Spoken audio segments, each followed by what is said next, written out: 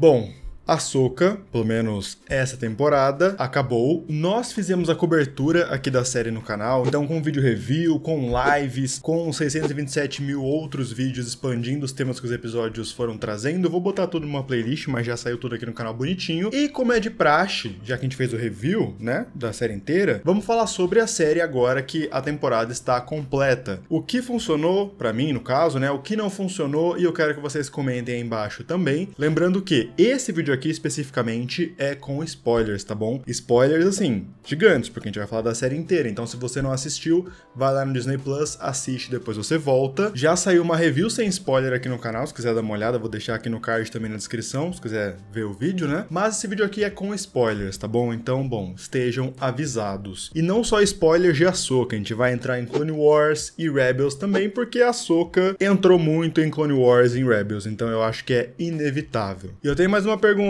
pra fazer pra vocês. Vocês estão com tempo? Porque esse vídeo aqui vai ser longo, meu chapa.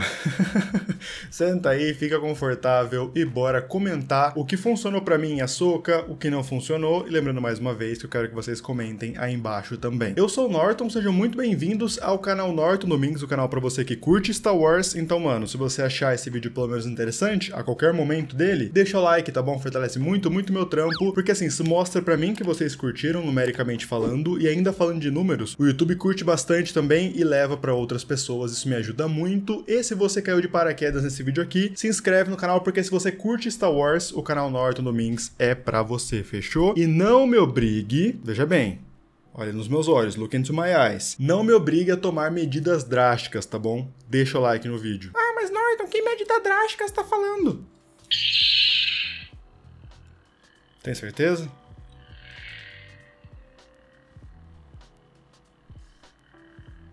Deixa o like.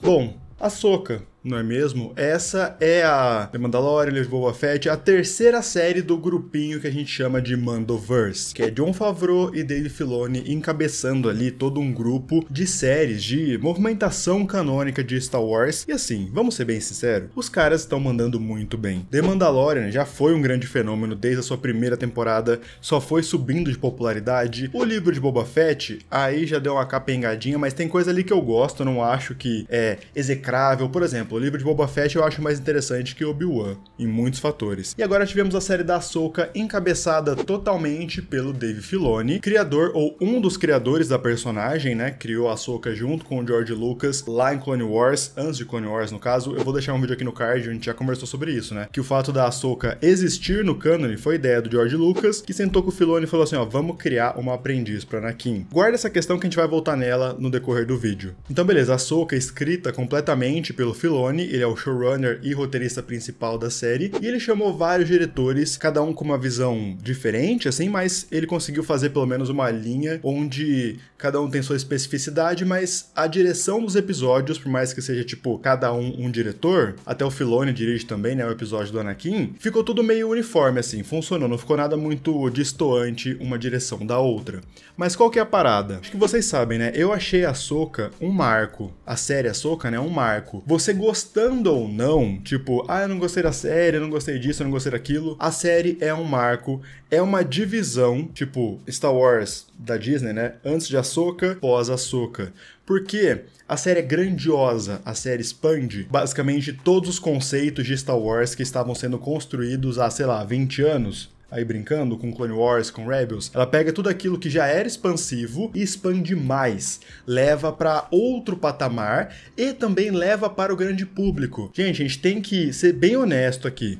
Séries em live action alcançam muito mais gente do que série em animação, isso é fato. Apesar do fato de que, na minha opinião, as séries animadas são o coração de Star Wars nos últimos 15 anos, live action chama mais gente, live action, cara, a Disney Plus usou a Ahsoka como o seu carro-chefe por 2 meses, pra atingir justamente o público que tá lá zapeando, opa, saiu uma série de Star Wars, deixa eu assistir. Então a Ahsoka é um marco, muita gente conheceu a personagem agora, ela apareceu em The Mandalorian, em Boba Fett, mas agora tem uma série só dela, aprofundando muito mais a personalidade dela para quem não conhecia e também estabelecendo finalmente, para o grande público, Ahsoka como Padawan de Anakin Skywalker. Porque, vamos combinar, a gente sabe disso, obviamente. Mas, assim, é de Clone Wars, é de Rebels. Pro grande público, pra galera do sofá, como a gente brinca, trazer o Hayden Christensen, que é o mesmo Anakin das prequels, colocar ele lá, validando ela como aprendiz, é muita coisa, é um passo muito grande que o canon precisava tomar. Falando ainda sobre Dave Filoni, ele sempre escreveu muito bem, ele é um ótimo criador de conceitos, ele é apaixonado por Star Wars, né, o grande padawan de George Lucas. Ele sempre mandou muito bem em expandir lore, em criar mitologia, e agora ele pega a Ahsoka, que é a grande criação dele, né, e traz pra liderar esse novo movimento. No vídeo que nós fizemos sobre a terceira temporada de The Mandalorian, né, sobre a temporada no total, a gente tinha conversado sobre isso. Lembra que The Mandalorian, terceira temporada, parecia meio que um final de um capítulo, entende? Tipo, fechou o arco do Moff Gideon, fechou o arco do Mandaloriano com o Groguinho, não que eles não vão aparecer, né, o Favreau inclusive já falou isso, mas era nítido que esse novo capítulo, Thrawn,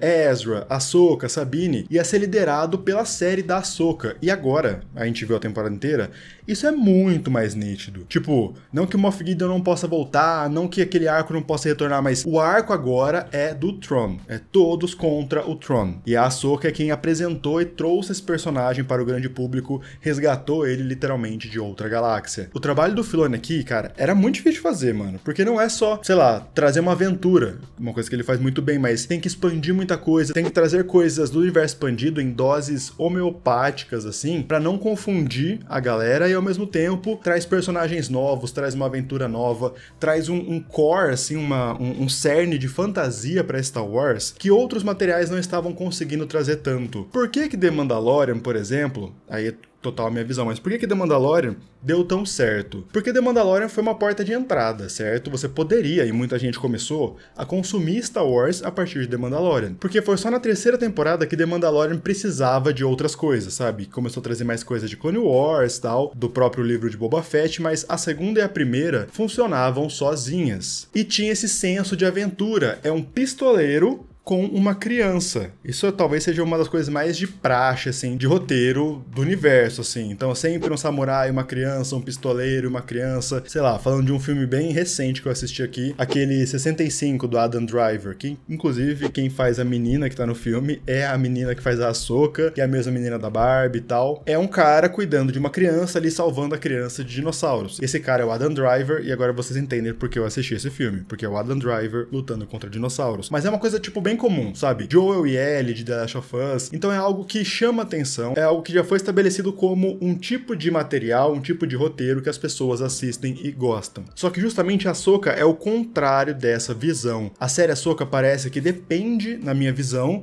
de outros materiais, e não só como referência, como easter egg. Tem muita coisa ali na série que ela só joga e já era. Tipo, essa informação aqui. Ah, mas quem que é esse cara? Do que ele tá falando? Ah, ele tá falando lá de Clone Wars, sabe? Claro que a série, em algum momento, se tiver uma segunda temporada, que eu espero que tenha, né? Porque no dia que eu tô gravando esse vídeo não foi nada anunciado ainda. Por exemplo, o Thrawn fala que, eu já sofri na mão do altruísmo Jedi, né? Eu estou preso aqui por causa do Ezra. Ele fala isso numa linha, ali no último ou penúltimo episódio, e fica por isso, fala, mas pera, quando? Como assim o Ezra botou ele ali? Como isso aconteceu? A gente sabe porque a gente assistiu Rebels, entende? É uma série que sozinha, tudo bem que pode vir uma segunda temporada e mostrar flashback, mas para a primeira temporada, depende muito da sua boa vontade pra pesquisar e ir atrás de coisas, o que não é um problema pra gente, que é super nerdola, mas sim é um problema como uma porta de entrada, é um problema que eu vejo para atrair um público novo pra gostar de Ahsoka, não sei. Eu recebi muitos comentários assim nos meus vídeos, né? Eu sempre uso meus vídeos como base pra eu saber o que a galera tá curtindo ou não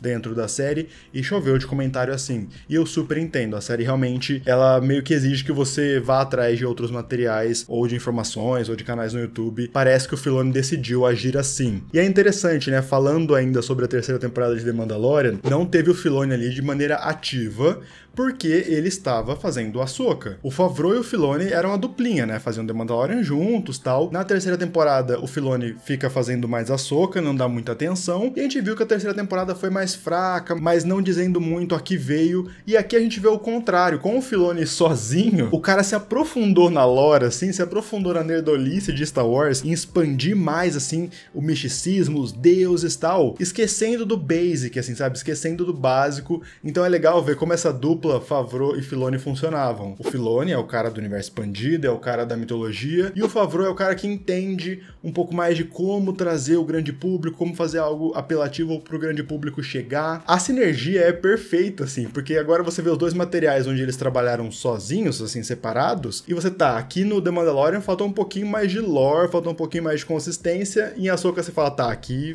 faltou um pouquinho ser mais básico, né? Faltou explicar muita coisa, que The Mandalorian explica basicamente tudo, assim, qualquer mistério que o The Mandalorian coloca, depois eles explicam facilmente. Rosário Dawson, mano do céu, o que ela entregou como Ahsoka não tá escrito, porque ela mandou muito bem. Ela já parece a Ahsoka ali, fisicamente falando, mas ela entregou uma atuação muito interessante. Ela parece a Ahsoka das animações, no sentido de rosto, de fazer as caretas, tal, a risadinha. Ela tem os trejeitos da Ahsoka, mano, ficou muito legal isso. E também ela conseguiu fazer duas Ahsokas numa série só. Porque no começo da série, até o episódio 5, mais ou menos, a Ahsoka tá mais sisuda, sempre com os braços cruzados, assim, e tal, mais rígida, mais poucos amigos mesmo, assim, né, não se bicando muito com a Sabine. Depois que a Ahsoka volta, renasce como a Ahsoka The White, a Rosário Dawson vira a Ahsoka feliz, sorridente, cara. Ela encontrando o Ezra, abraçando ele, botando a mão no rosto dele, dando risada. É a Ahsoka do desenho, meu parceiro. É a Ahsoka de Rebels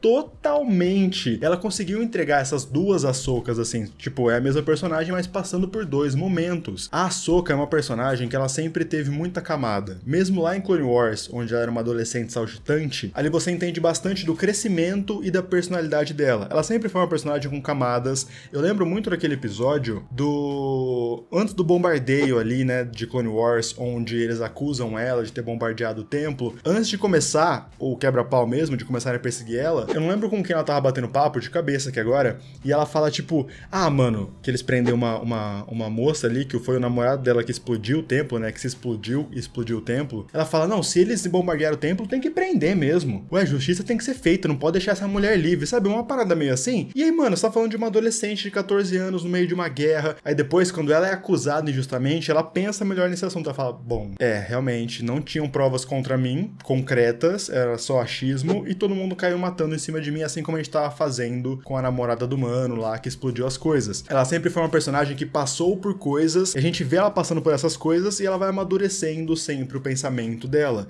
E o Filoni fez isso muito bem na série live action, e a Rosário Dawson, pra mim, entrega muito bem. As interações dela com a Natasha Liu, cara, eu acho que vale muito um vídeo sobre isso, não sei, um estudo sobre isso. A Natasha Liu tá muito bem, ela me convenceu como uma Sabine Bad Vibes, e a interação das duas é sempre uma coisa que quase sai faísca. Por exemplo, elas estão agindo como mestre e aprendiz de novo, a gente viu que não deu certo, que depois de Rebels, a Ahsoka começou a treinar a Sabine, por causa do expurgo de Mandalore que nós vimos lá em The Mandalorian. A Sabine é de Mandalore, a família dela é de Mandalore. Então a família dela foi inteira morta, ela ficou sozinha. Por causa disso, a Ahsoka começou a relutar da Sabine começar a treinar pra ser Jedi e cair pro lado sombrio, sabe? Tipo, usar o treino dela pra ir pro mal. E a gente só descobre isso no final da série. Quando a gente volta pra assistir o começo, cara, tá tudo ali na atuação, sabe? No texto e na atuação. Eu lembro que no começo da série eu ficava meio assim, cara, por que elas estão com essa rusga? E me dava a impressão de que a Sabine não sabia muito bem o porquê que a Ahsoka tretou com ela, entende? E agora a gente entende que realmente a Sabine não sabia.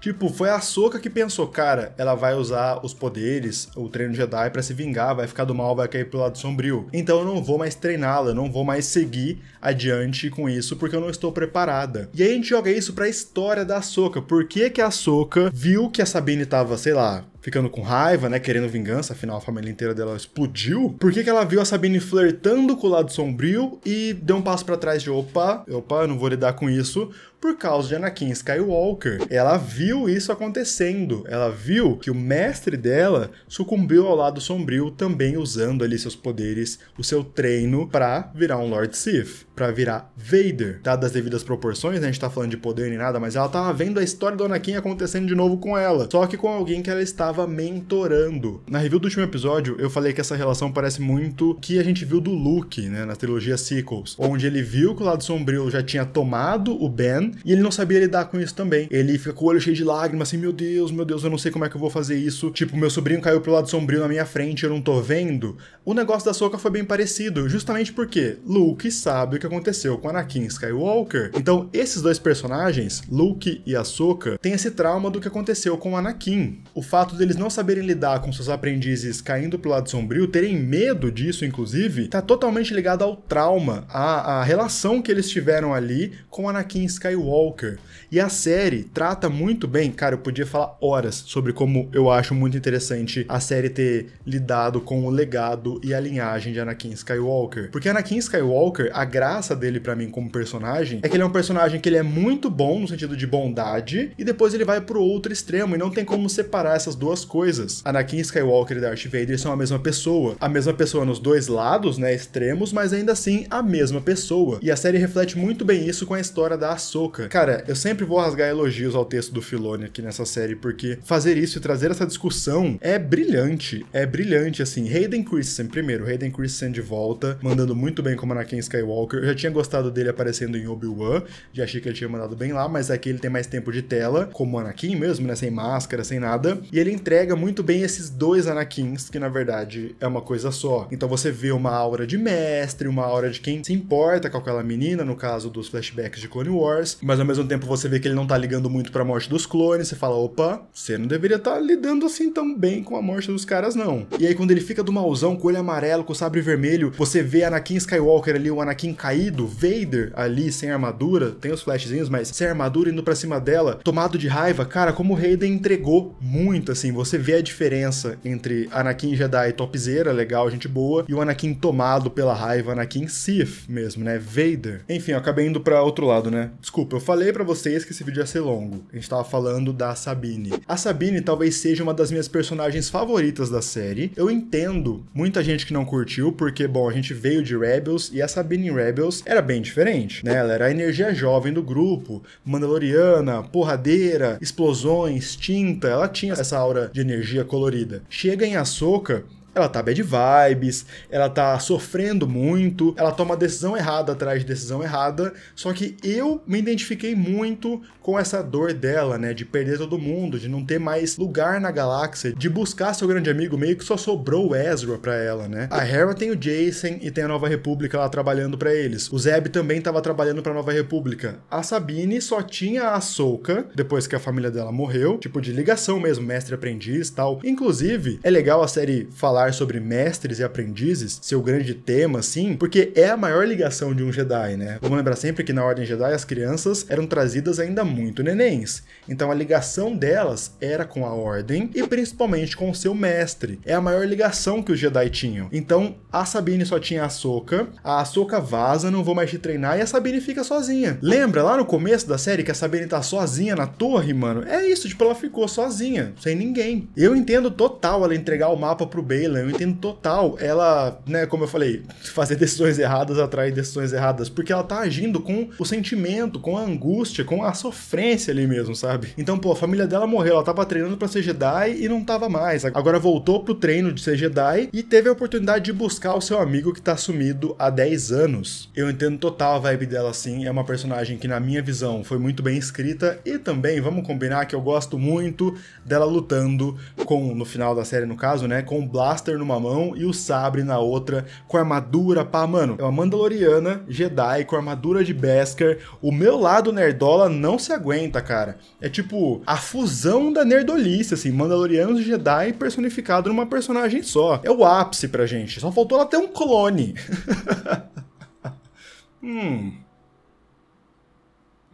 Por que eu falei que a Sabine talvez seja uma das mais legais pra mim? Porque o mais legal pra mim é o Baylan. Baylan Skoll. Infelizmente, eu acho que é sempre bom a gente ressaltar isso, né? Ray Stevenson, ele faleceu poucos meses antes de estrear a série Ahsoka, já tava com tudo gravado, obviamente, mas ele faleceu. E essa é uma parte que me pega muito, porque o que ele entregou como Baylan, meu amigo, é o melhor personagem da série. Baylan Skoll era um Jedi que sobreviveu à Ordem 66 e se tornou um mercenário, chegando ali na série da Ahsoka sendo a grande oposição a ela, né, o grande inimigo a ser batido. Tudo bem, tem o Tron, tudo mais, mas a gente sabe que o verdadeiro inimigo da Ahsoka nessa temporada era o Baylan, né, tanto que ele derrotou ela e a grande epifania da personagem foi por causa dele, de algo que ele falou e do jeito que ele derrotou ela também. Mas é um personagem tão legal e tão diferente, porque o Baylan é um Jedi caído. É um cara que era Jedi e não é mais, foi pro lado sombrio, não é Sith, né? Não é tipo do malzão e poder ilimitado, mas ele caiu pro lado sombrio, ele usa o lado sombrio e ele deixa claro desde o primeiro episódio que é um personagem cansado, sem esperança, cansado assim, tipo, mano, o tanto de tempo que eu tô lutando, né, ele acreditava muito nos Jedi também, mas sem esperança, que tá atrás de alguma coisa que a gente não sabe o que é ainda, né, tá atrás de um grande poder, em Perideia, ou Perídia, como você quiser pronunciar, e é um cara honrado, que joga ali, meio que certo pelo certo. Eu lembro sempre do final do segundo episódio, agora me pegou, hein, mas que a Morgan fala, a Ahsoka tá vindo, né, ele até fecha o olho, e ele dá aquela suspirada, assim, dá aquele... E a Morgan, sentimentalismo uma hora dessa? Aí ele, não, eu só não queria ter que, né, matar a Ahsoka. Existem tão poucos Jedi, né? Olha só, um cara que viu o que a Ordem se tornou, sobreviveu, mas ainda tem essa coisa com a Ordem Jedi dentro dele. Ele mesmo fala, né, naquele episódio com a Shin, que ele gosta, ele sente saudades daquilo que a Ordem Jedi representava antes. Do conceito de quando ela foi criada como defensores da paz, monges que levam a paz pra frente, que negociam, tal, não aquela parada mega corrompida, né, que a gente viu nas prequels. E ao mesmo tempo ele tem esse apego, não queria matar um Jedi, né? Ele tá treinando a padawan dele, mimetizando coisas da Ordem Jedi, então ela tem a trança Jedi, a nave que ela pilota, ela tá usando todos os adereços que os Jedi usavam. Então ele espelha isso, ele joga isso pra padawan dele. Ele não tá treinando ela como uma Jedi, ele mesmo fala isso, mas dá pra você ver claramente a inspiração. Tipo, ele não superou mesmo, sabe? O que a Ordem Jedi era, o que a Ordem Jedi foi e como ela caiu. Um personagem complexo, com tons de cinza, assim. A Ahsoka inteira, na verdade, é sobre isso, né? Tudo bem, tem o personagem do mal, tem o personagem do bem, mas você vê que todos eles são meio dúbios. Por exemplo, a própria Ahsoka, né? Antes da Ahsoka ser derrotada pelo Baylan, ela olha pra Sabine e fala, você sabe que a gente tem que destruir o mapa, né? A gente não pode deixar a Morgan ir buscar o Thrawn. Então, se você não conseguir pegar o mapa, tem que destruir ele antes deles saltarem. Tipo, olhando pra ela e falando, você sabe que a gente tem que pensar no bem maior. O Ezra tá perdido, se a gente trouxer o Thrawn, vai começar uma nova guerra. Então a gente tem que sacrificar essa volta do Ezra pra isso. Pra no final, a Ahsoka olhar pra Sabine e falar, não, você fez, tipo, o que você tinha que fazer, e eu tô sempre com você, mesmo você tomando essas decisões impulsivas e tal. Entendeu como a personagem saiu de uma zona mais, tipo, sacrifique seu amigo, para uma coisa mais eu entendi o que você quis dizer. Ela saiu de uma zona cinza pra Ahsoka the White. O Baylan está nessa zona cinza, um personagem que você vê ele como um vilão, afinal ele é o vilão da série, mas ele não é o vilão odioso, ele não é o vilão tipo, é Ahsoka, mata ele logo. Ele é um cara que você gosta de ver na tela, você gosta de ver o que ele vai falar, o jeito que ele vai agir. Mandaram muito bem, Ray Stevenson mandou muito bem, e Filoni, mais uma vez, mandou muito bem na escrita do personagem. É o melhor personagem da série pra mim, tanto em caracterizado, quanto em texto, quanto em, sei lá, peso também, em tamanho pro cânone, assim. Eu quero saber muito mais do Baylan e da Shin Hati. A Shin eu achei legal porque ela funciona basicamente como um contraponto da Sabine. A gente não sabe muito mais sobre a personalidade dela, mas eu acho que talvez não tenha muita coisa pra gente saber. Talvez seja só que, tipo, ela quer poder, ela se orgulha muito de ser poderosa, e ela é o oposto. A Sabine é mais humildona, tal, com baixa conexão com a força, né? O próprio Huyang fala isso. E a Shin seria o oposto, com conexão com a força e poder, lado sombrio. Então, basicamente, é a antítese da Sabine.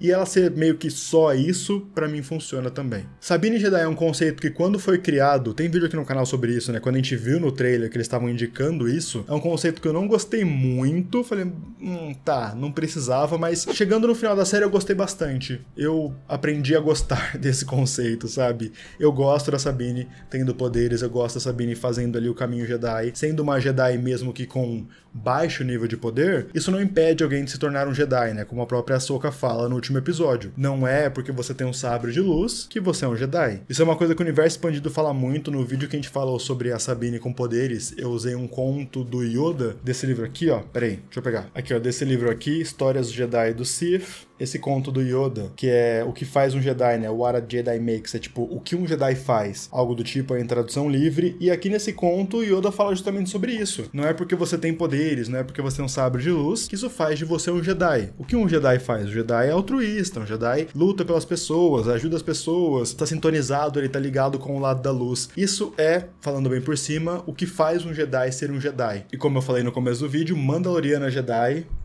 tá 100% vendido pra mim, cara. Tanto o Thrawn quanto o Ezra estão bem interessantes, eu acho que precisa de um aprofundamento melhor, eles aparecem ali bem rapidinho, né? O Ezra com um pouco mais de tela do que o Thrawn, mas eles mostram meio que as características principais de cada um. O Ezra é aquele cara altruísta, um Jedi que já tinha um certo treino Jedi, é super carismático, é super engraçado, tem uma relação bem legal com a Sabine, sempre ajuda as pessoas, é o Jedizão do rolê. A série mostra isso pouco, mas eu acho que já mostrando tá bom, sabe? Agora só falta mostrar mais o Ezra, e o Thrawn é a mesma coisa. Eles mostraram ele ali como um imperial brabíssimo, com Stormtroopers remendados, faixas vermelhas, partes de ouro, assim, gritando o nome dele, deixando claro que tem ali uma questão ritualística ali de fidelidade extrema. Ele é muito inteligente, ele é muito estrategista, mas isso é só pincelado nessa temporada. Que é por isso que eu falei que os dois, pelo menos o básico dos dois tá ali. Mas, bom, precisa ter um pouco mais pra uma segunda temporada, e aí, bom, Filoni se vira pra escrever isso, mas eu acho que dá super certo. O retorno do Thrawn como uma grande ameaça funcionou pra mim. Terminando a Ahsoka, eu consegui sentir que, mano, esse cara vai voltar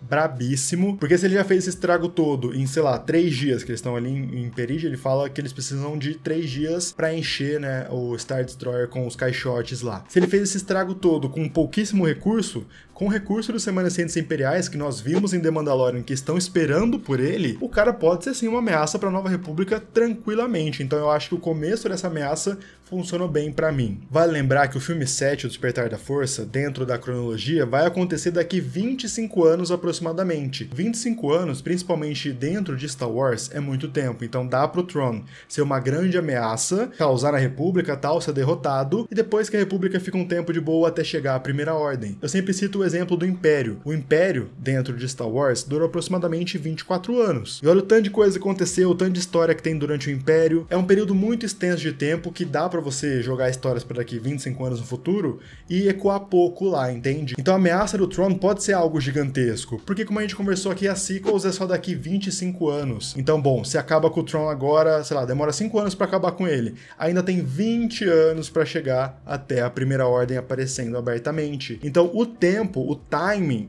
funciona muito bem, porque se fosse um pouco mais perto das sequels, aí eles teriam que, bom, reformar as coisas ali. Por que o Thrawn não foi mencionado e tal? Mas como é 20 anos no passado, por exemplo, se a gente pega Uma Nova Esperança, tudo bem que era o primeiro filme, mas vocês vão entender no sentido canônico da parada. O Obi-Wan fala, tipo, ele lutei nas Guerras Clônicas, né? E foi isso, tipo, seu pai também, ele era um bom cara, beleza. A menção das Guerras Clônicas é essa. E cronologicamente, Uma Nova Esperança começa 19 anos, 19/20 anos depois das Guerras Clônicas. E essa é a única menção. Tá, mas você pode falar pra mim, não, mas é porque, bom, é o primeiro filme de Star Wars. O George Lucas foi escrever as Guerras Clônicas depois de 40 anos no futuro. Sim, mas é só pra explicar o quanto essa questão de 20 anos no passado, 20 anos no futuro, encaixa muito bem na cronologia de Star Wars desde sempre. No mais, galera, eu sei que esse vídeo ficou enorme. Mano, trilha sonora incrível, Kevin Keener manda muito bem na trilha sonora. Ele fez também a trilha de Rebels, de Clone Wars, de The Bad Batch. É um cara que, mano, entende músicas em Star Wars, entende? Ele manda muito bem a Ahsoka, mas assim, muito bem mesmo. E pra mim um dos grandes pontos também é que a Ahsoka é lindo. Paisagens lindas, enquadramentos lindos. Qualquer momento da série que você pausar, você consegue fazer um wallpaper.